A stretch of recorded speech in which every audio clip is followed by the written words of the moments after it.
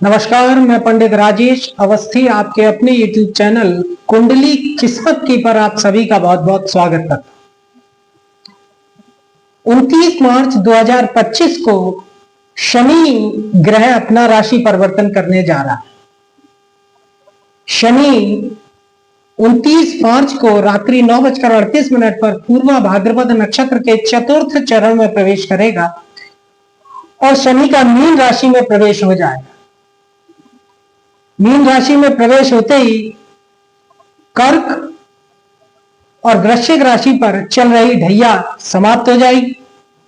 मकर राशि पर पिछले 7.5 वर्ष से चल रही 7.5 समाप्त हो जाएगी।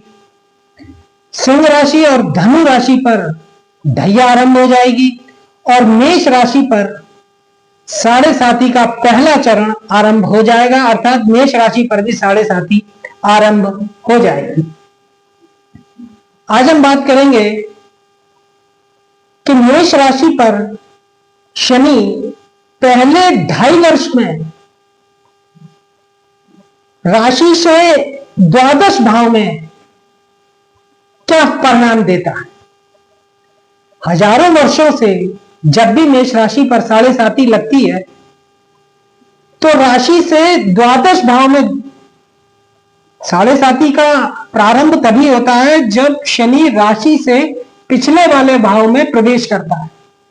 तो 2.5 वर्ष पिछले वाले भाव में, क्योंकि शनि एक राशि पर 2.5 वर्ष रहता है, इसलिए 2.5 वर्ष पिछले वाले भाव में, 2.5 वर्ष राशि पर और 2.5 वर्ष राशि से तृतीय भाव में। इन तीनों राशियों पर शनि का गोचर 7.5 कहलाता है।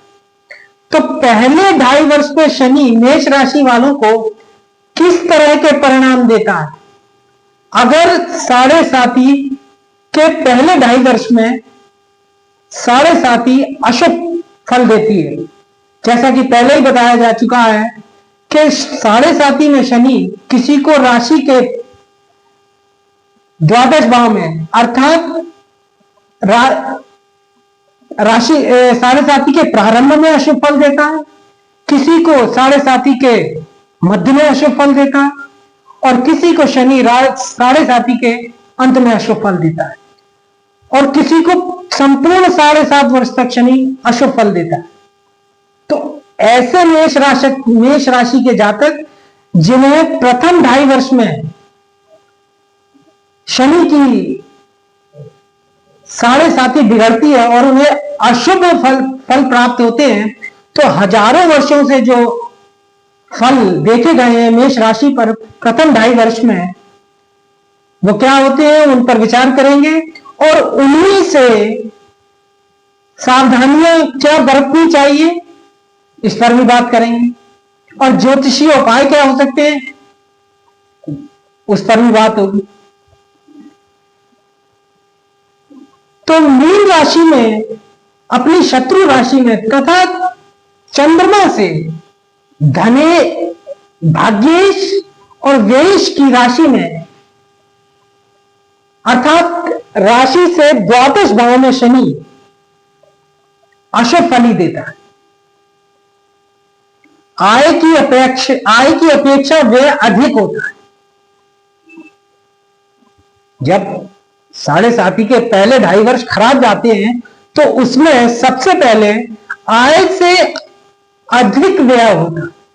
व्यक्ति जितना कमाता नहीं है उससे ज्यादा तो उसका खर्च होने लगता है।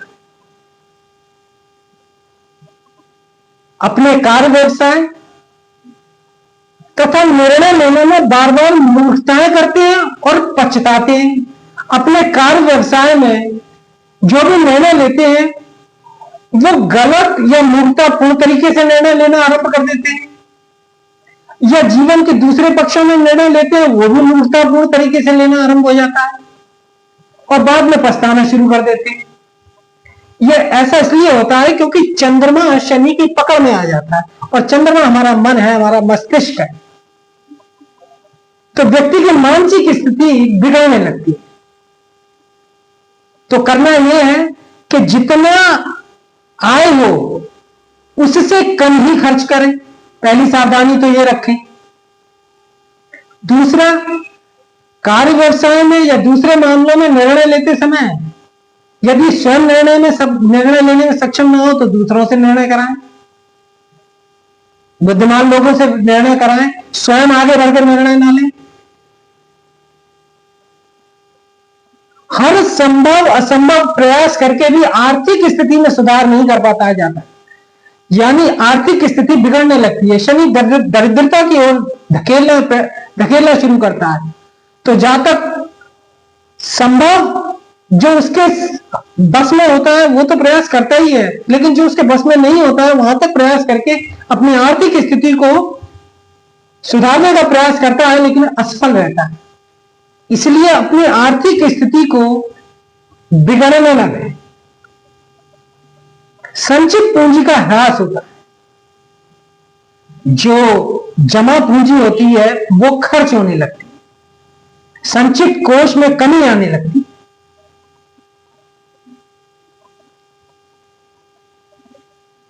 परेशानियां, चिंता, दुख और विपत्तियां पिंड नहीं छोड़ती, रोग पीड़ा पहुंचाते हैं। शनि पैरों का कारक होने के कारण पैरों में दर्द, अजीर्ण, अपच,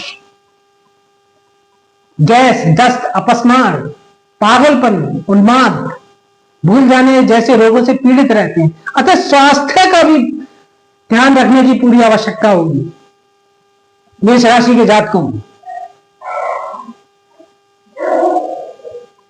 न घर में चैन मिलता है, न बाहर आराम मिलता।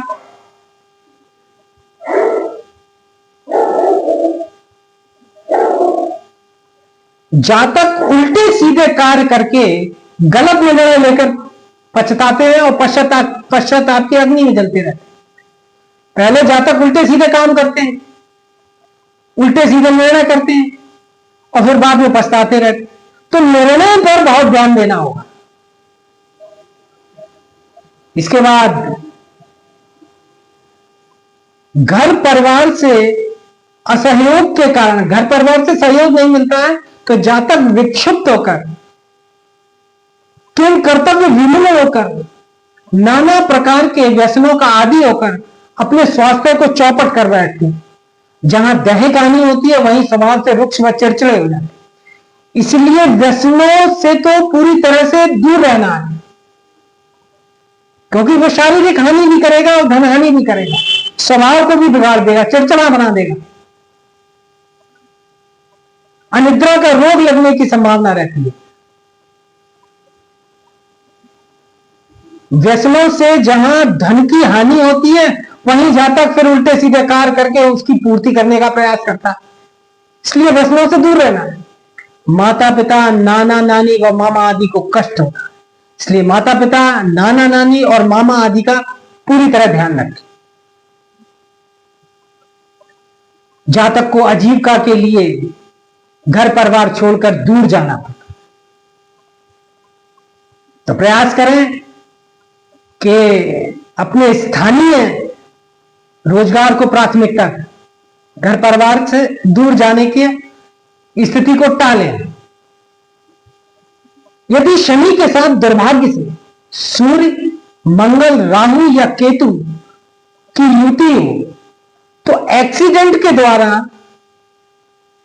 दुर्घटना होती है, चोट लगती है, पांव या घुटना जख्मी होता है। द्वादश भाव में जब शनि गोचर करेगा तो आपके जन्म पत्रिका में अगर चंद्रमा से द्वादश भाव में सूर्य बैठा हो, मंगल बैठा हो, राहु या बैठा हो या केतु बैठा हो तो शनि की उसके साथ युति हो जाएगी और अपने आप में एक एक्सीडेंट का योग बन जाएगा।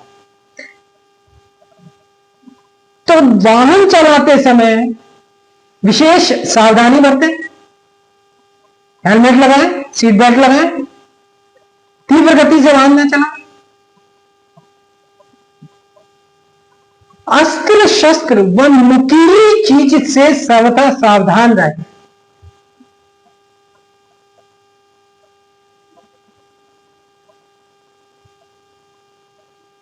घर परिवार की सुख शांति खो सी जाती है, इसलिए घर परिवार में सुख शांति बनाने का प्रयास करें।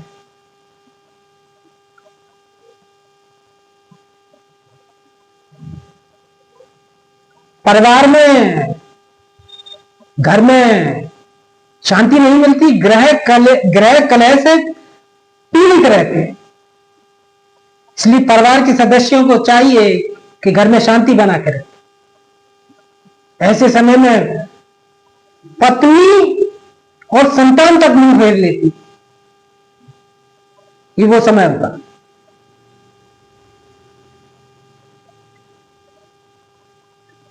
यदि शनि की युति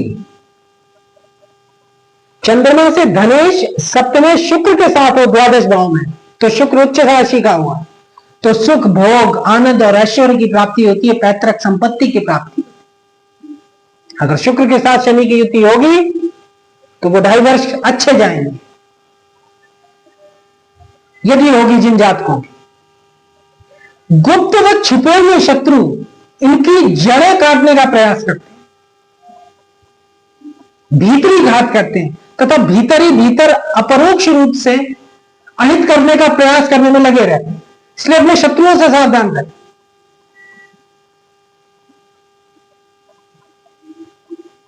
कारणवशात पुलिस व जेल भोगनी पड़ती।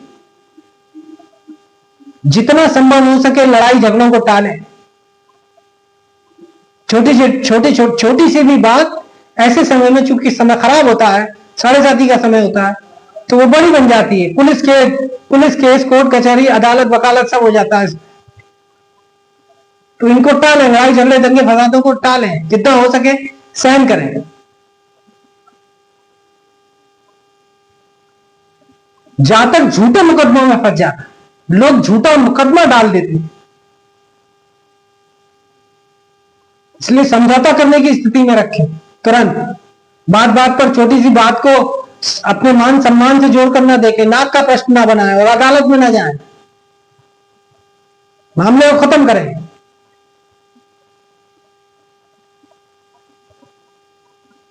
यदि शनि पाप ग्रहों के साथ या पाप दृष्ट हो तो अशुभ फल तीव्र से तीव्रतम होते चले जाते।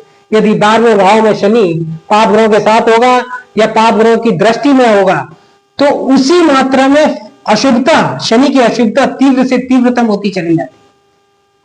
दुर्भाग्य से ऐसे समय में शनि की या उन पाप ग्रहों की दशा अंतर्दशा भी हो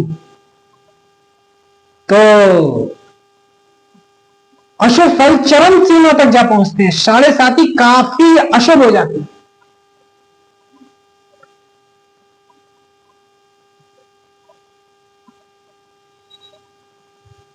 ऐसे समय में एकांतवास, एकांत प्रियता, अकेले किया गया व्यवसाय लाभ देता है,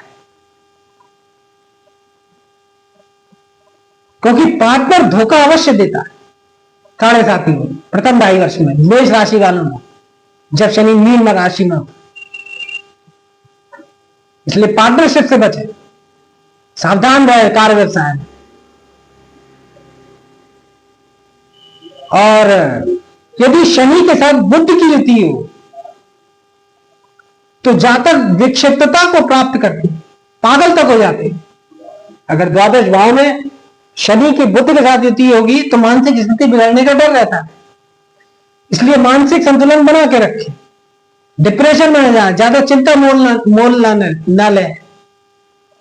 यदि मंगल की दृष्टि शनि पर होगी, मंगल की दृष्टि तभी शनि पर होगी जब मंगल जन्म कुंडली में चंद्र लगने से 9वें भाव में होगा, 6ठे भाव में होगा, 5वें भाव में होगा, तो चोट अवश्य लगती। अगर सूर्य के साथ शनि का संबंध बनेगा तो किसी प्रियजन की मृत्यु अवश्य होती। उदासीनता जातक पर हावी रहती है, शोक संतप्त जातक वियोगजन्य कष्ट भोगते।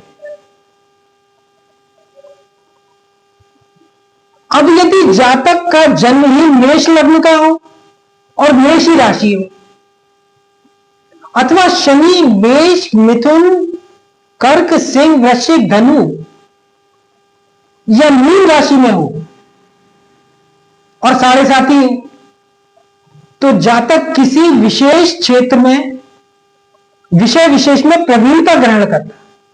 यानी यदि जातक की मेष ही लग्न हो, मेष ही राशि हो, जब जातक का जन्म हुआ था तब मेष लग्न चल रही थी और चंद्रमा भी राशि में था तो मेष लग्न और मेष राशि हो गई, या शनि उस जन्म के समय मेष राशि में था या मिथुन राशि में था या कर्क राशि में था या सिंह राशि में था या वृश्चिक धनु या मीन राशि में था शनि,